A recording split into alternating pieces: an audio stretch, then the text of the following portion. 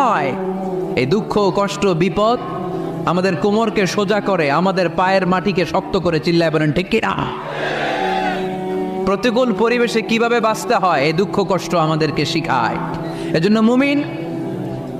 মুমিন বান্দার বৈশিষ্ট্য হচ্ছে দুঃখ কষ্ট বেদনা জ্বালা এগুলোতে সে আপসেট হয় না, সে হাল ছেড়ে দেয় না, সে ভরসা রাখে একজনের উপর। চিল্লায় বলতে হবে তিনি কে? কারণ মুমিন জানে রাত্রি যত গভীর হয় অন্ধকার তমানিসা ভেদ করে সুবহে সাদিক হয়। মুমিন জানে গর্ভবতী নারীর পেটের ব্যথা যেই দিন বাড়তে থাকে ওই দিনই নতুন মেহমান আগমনের সময় ঘনাতে থাকে। মুমিন জানে তার জীবনে দুঃখ কষ্ট বিপদ যত বাড়তে থাকে সুখের দিন কাছে আসতে থাকে। এজন্য মুমিনের হারাবার কিছু নেই। ফাইন্না মাআল উসরি ইউসরা, ইন্না মাআল উসরি ইউসরা। নবী হে, কষ্টের পরেই আছে আনন্দ।